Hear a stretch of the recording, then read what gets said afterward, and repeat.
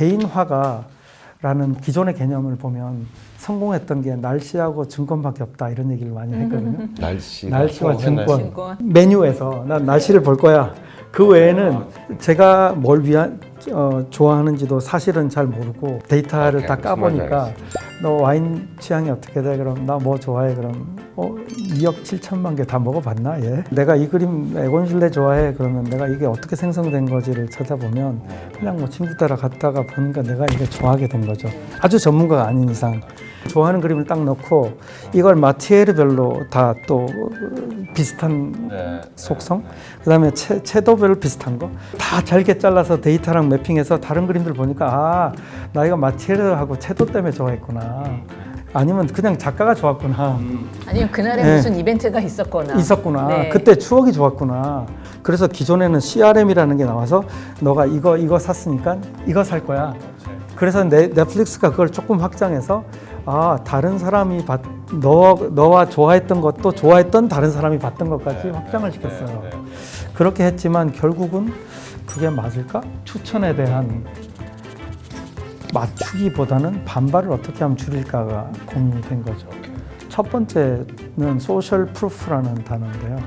다른 사람들이 다 이래? 그럼 그래? 이렇게 되는 거예요. 이게 반발이 제일 적어요. 그래서 사람들이 요즘 뜨는 랭킹 이거가 제일 좋아하는 이유가 본질적으로는 그 논리인 거죠. 또 두 번째는 좀 물리적인 게 있는데요. 아까 내가 딱 들어와서 나한테 다 맞춰서 챗GPT가 하게 하는 기능이 비슷하게 나온 게 있어요. 얘를 어떻게 셋업할 거냐는 거죠. 윈도우나 이런 거에서도 보면 처음에 하도 사람들이 불만이 많으니까 만들어진 게 설정이잖아요. 컨피그레이터. 예, 개인이 개인 설정을 가볍게 할 수 있게 돼 있는데 사람들이 걱정하는 거죠. 아까 소셜 프루프. 다른 사람들이 다 하고 있는 걸 내가 놓치지 않을까? 괜히 이렇게 설정했다가. 네. 그래서 옛날에 구글이 그걸 테스트했을 때 전체 개인 첫 화면을 막 바꿀 수 있게 해놨었잖아요. 아이구글이라고. 네이버도 여러 언론사를 선택하게 만들지만 그 선택 진짜 안 하거든요. 예, 괜히 사람들이 다 보는 걸 내가 놓치지 않을까? 맞아요. 이런 기본으로의 회기로의 걱정들이 발현된 것이 소셜 프루프거든요. 아, 다른 사람이 다 이러면 나 괜찮네. 지금은 사람들이 제일 익숙해져 있는 게 클릭 드래그 드랍이잖아요. 근데 사실 그 전에도 원래 처음 컴퓨터 나왔을 때는 도스라는 OS였지만 그 OS에서 보면 사실 프롬프트밖에 없었어요. 예, 그래서 그때 만들어진 여러 기계어들이라든가 지금 AI 시대에 우리 애들 코딩 가르쳐야 돼요 이런 말들 많이 하시는데 물론 배우면 좋지만 그게 왜 만들어졌냐를 생각해 보면 이 컴퓨터가 사람의 말을 못 알아들으니까 그들이 알아먹는 기계어를 가리킨 게 코딩이거든요. 그 다음에 이제 그걸 훨씬 더 편리하게 인류를 도와준 바로 빌 게이츠가 만든 윈도우라는 게 클릭 드래그 드랍으로 쓸 수 있게 메뉴화 시켜줄게. 근데 처음에 윈도우 나왔을 때도 다 커서로 했었어요. 네, 그러다가 스티브 잡스가 나와서 마우스를 내면서 클릭 드래그 드랍으로 이 복잡한 걸 쓰게 해줄게. 라고 한 거죠. 그게 이제 대화형으로 이제 말을 할 수 있게 이제 바뀐 거고, 그게 엄청난 UX의 변화에서 시작된 거가 맞아요. 네. 나중에는 아까 말씀하신 것처럼 이제 이게 음성화 됐을 때는 사실은 뭐 거의 이제 말로 모든 것이 맞습니다. 가능한 그게 되는 그래서 거고. 작년에 팀 쿡이 애플에서 발표를 했을 때 새로운 개념을 꺼냈잖아요. 스페이셜 컴퓨팅이다. 이제 공간 컴퓨팅이다. 예, 그걸 내기도 했지만 이제 공간 컴퓨팅이 된다는 건 이제 클릭 드래그 드랍을 할 필요가 없어지기 때문에 컴퓨터가 저 구석으로 가 있어도 된다는 의미거든요.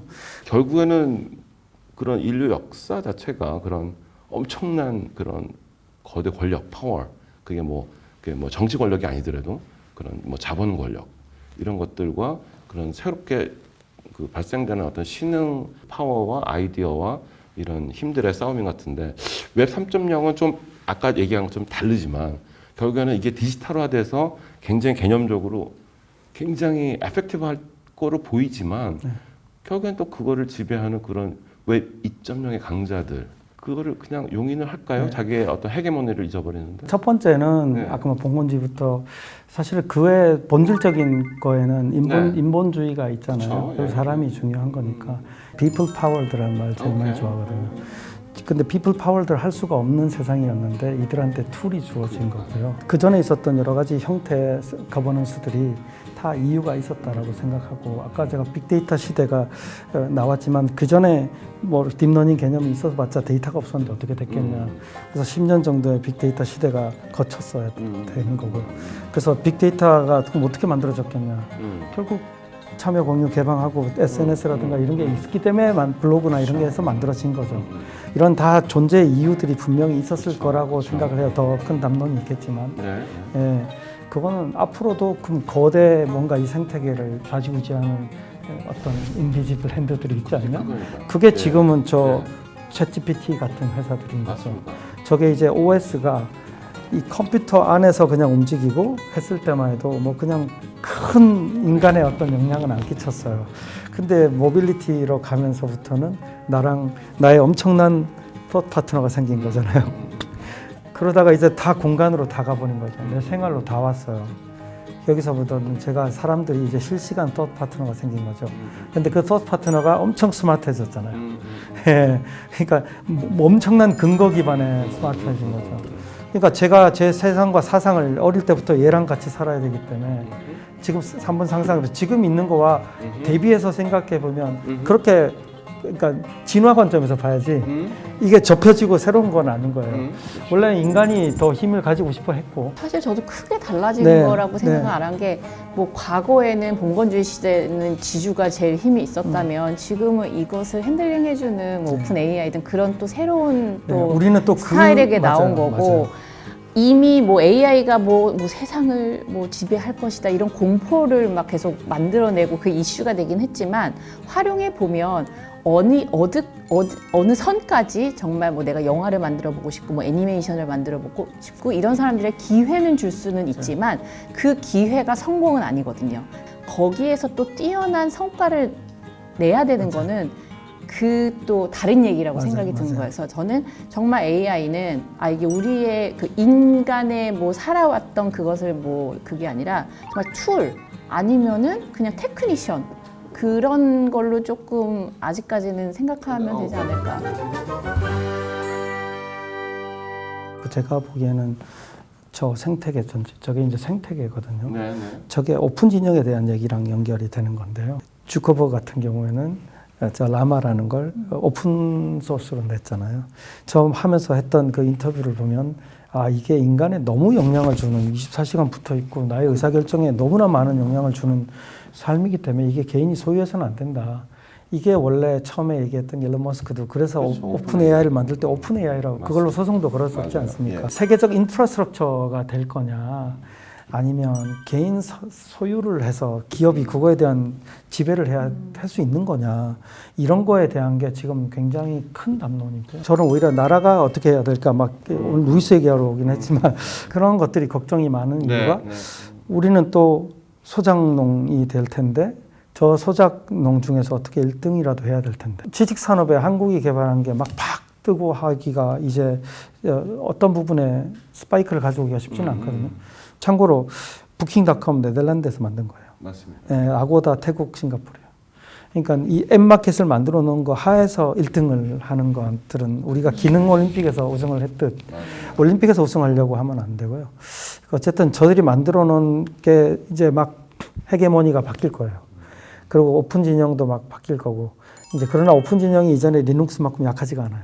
예, 뭐 일론 머스크하고 주커버그가 스포트하고 있기 때문에 그래서 우리나라가 지금 말씀하신 거랑 왜 연결을 시키려고 이 얘기를 꺼냈냐면 국가가 소유해서 개인들한테 그걸 리세일을 하든 하게 되면 개인들은 이제 뭔가 많은 일을 하지 않아도 되는 거죠. 생산이 굉장히 AI로 많이 이루어지기 때문에 그렇게 되면 이 비용도 떨어지겠죠. 버블이론이 왜 나왔냐면 너무 가상세계 같으니까. 그러나 중요한 건 사람들도 이제 이 가상세계에서 놀기 시작하면 여기서 얻는 어떤 밸류에 대한 밸류 베이스드 프라이싱을 할 거란 말이에요. 그렇게 되면 나는 여기서 뭐 재밌는 거 읽게 해주고 여기서 해주고 음악 듣게 해주고 나는 여기서 번 돈으로 사 먹는데 이 기본적으로 영위하는 비용이 많지 않아질 수 있는 거죠. 그걸 이제 타겟팅하는 거예요. 가장 핵심적인 게 아까 그 말씀하신 그 Imagine Engineered 네. 여기 되게 재밌고요. 그래서 철학자 그 위트겐스타인을 보면 그분이 이제 언어는 세계를 그림을 그리는 거다라고 표현을 했어요. 그래서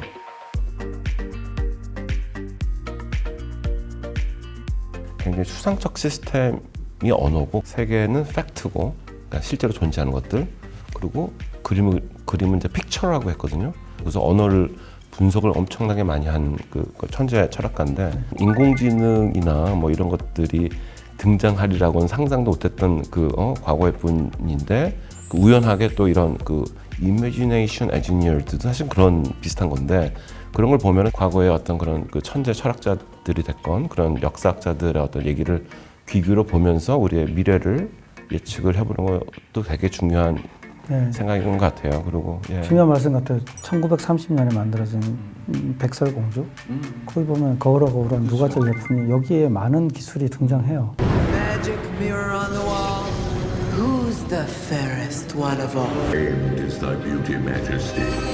그럼 여기에 음성 인식 기술이 이미 등장하죠. 다 있어요. 그다음에 이게 백설공주를 찾아오잖아요. GPS 기술도 있죠. 그다음에 화면에 전송하는 무선 데이터 통신. 맞아요. 그다음 심지어는 이 거울도 평면 모니터예요.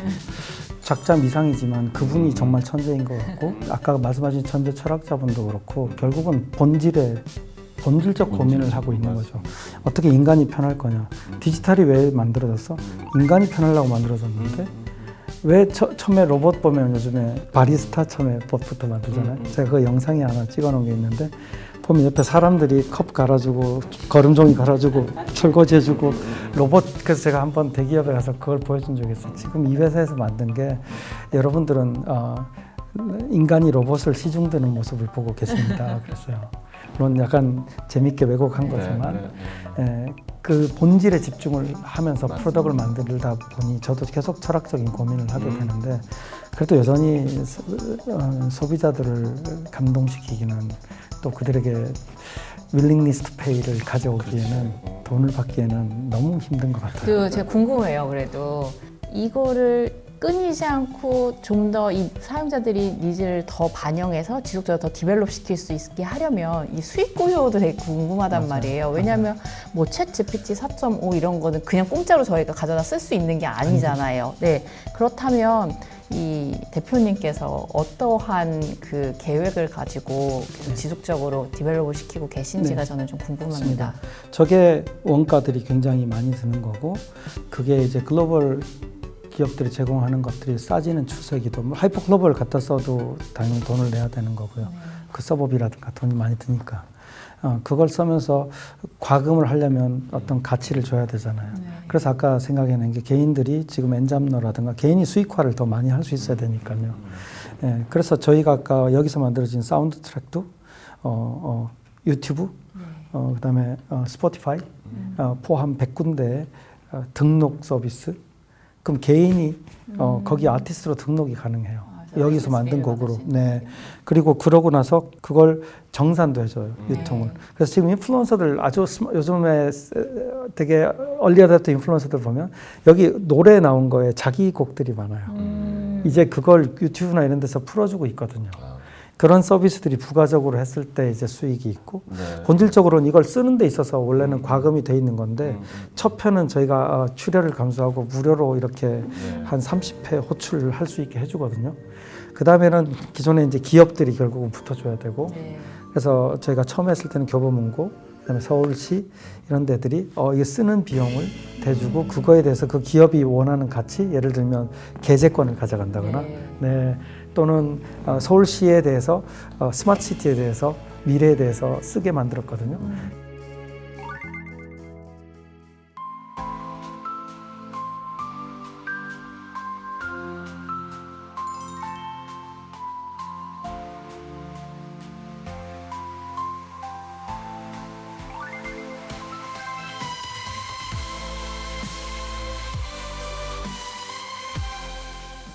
새로운 엔잡러의 꿈을 한번 펼쳐보려고 봐야겠다라는 이제 의지가 생겼고요. 한국을 좀 넘어서 세계에 진출해서 큰 획을 하나 걷으면 좋겠습니다. 먼저 미국에 오픈했고 네. 그리고 저 챗 같은 게 사실은 158개 언어를 다 합니다. 네. 그래서 지금 모습이 마지막 모습이 아닌 지금 진화하고 있는 곳이라 네, 네. 좀 많이 활용해 지속적으로 주시면 관심을 네, 갖고 네. 계속 업데이트를 필요한 봐주시면 응원하겠습니다. 네, 감사합니다. 너무 감사합니다. 즐거웠습니다. 네.